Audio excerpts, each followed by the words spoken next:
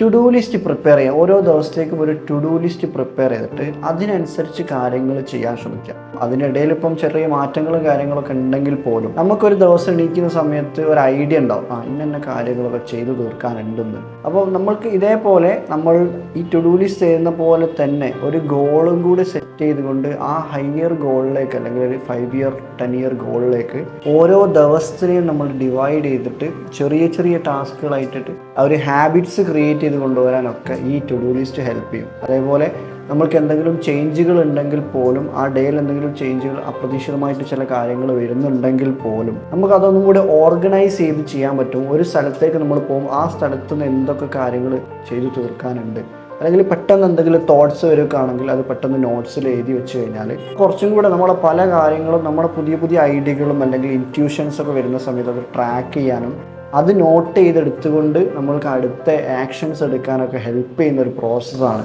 ഈ to do list ചെയ്യുക എന്നുള്ളത്.